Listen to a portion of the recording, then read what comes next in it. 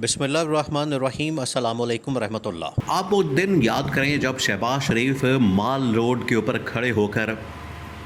आसिफ अली जरदारी को ललकारता था। जब 2008 से 2013 की गवर्नमेंट थी, पीपल्स पार्टी वफाक के अंदर मौजूद थी और नून लीग पंजाब के अंदर मौजूद थी और शहबाज शरीफ उसका वज़ीर आला था। और शहबाज शरीफ माल रोड के ऊपर खड़े होकर जलसों से खिताब करते हुए, कभी मीनार पाकिस्तान के ऊपर बैठ कर वहाँ पर कैंप लगा के और लोड शेडिंग के ख़िलाफ़ एहतजाज करते हुए हाथ वाले पखे से वीडियो बनाता था और माल रोड के ऊपर खड़े होकर कहता था कि मैं आसिफ जरदारी को इन्हीं सड़कों के ऊपर घसीटूँगा, मैं आसिफ जरदारी का पेट फाड़ के आपके पैसे निकलवाऊँगा, मैं आसिफ जरदारी से चोरी का माल बरामद कराऊँगा। ये वो डायलॉग और जुमले शहबाज शरीफ की ज़ुबान पर होते थे और शहबाज शरीफ आसिफ अली जरदारी के ख़िलाफ़ इस तरह की जुमलेबाजी करता था। आज आसिफ अली जरदारी ने सेम वही जुमले प्राइवेटली कहना शुरू कर दिए हैं शहबाज शरीफ के मुतालिक, शहबाज शरीफ के ख़िलाफ़, कि ये जो गवर्नमेंट इस वक्त बैठी है, इत्तेहादी गवर्नमेंट, अब प्राइवेट जो कॉन्वर्सेशन है वो सोर्सेस के ज़रिए से बाहर आ गई है, ज़राए से, और उसके अंदर जो आसिफ अली जरदारी को गुस्सा है, देखिए आसिफ अली जरदारी को बहुत गुस्सा है। आप ज़रा इमेजिन करें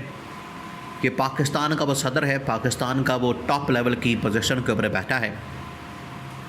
हेड ऑफ स्टेट है, वो दौरा करता है चाइना का, चीन का, और पाकिस्तान की गवर्नमेंट उसको बिल्कुल भी अकोमोडेट नहीं करती, फैसिलिटेट नहीं करती,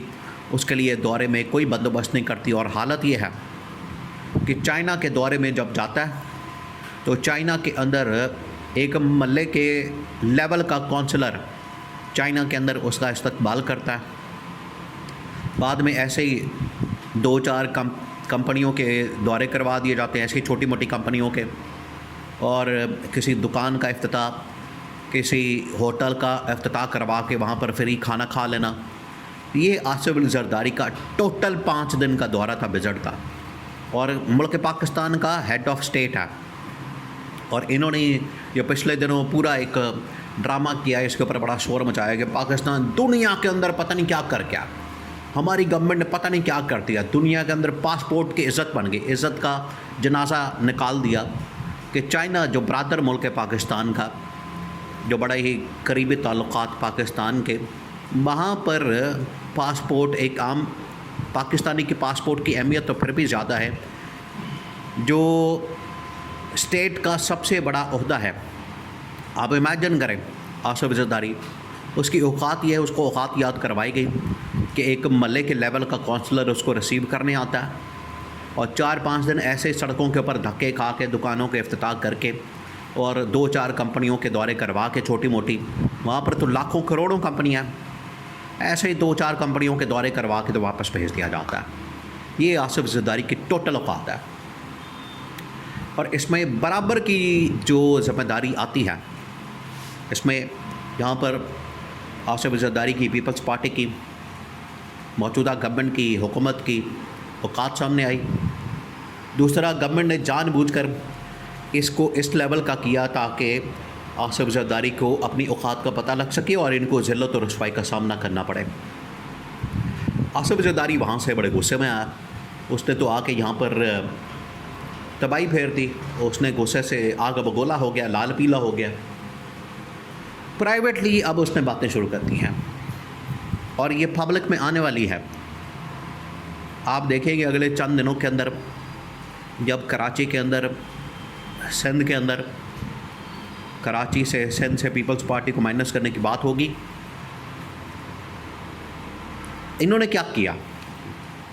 जैसे ही ये जिक्र किया गया कि कराची से, सिंध से पीपल्स पार्टी को माइनस किया जाए, और उसके लिए जो तरीका इस्तेमाल किया गया वो ये कि सिंध के अंदर मज़ीद सूबे बना दिए जाए, सिंध को मज़ीद डिवाइड कर दिया जाए, सिंध के अंदर मज़ीद प्रोविंसेस बना दिए जाएँ। इन्होंने क्या किया, सिंध से एक करारदाद पास कर दी कि जो बंदा भी सिंध की तरफ देखेगा उसकी हम आंखें निकाल देंगे, जो बंदा भी सिंध को तकसीम करने की बात कर देगा उसके हम टुकड़े कर देंगे। इन्होंने ये करारदाद पास कर दी।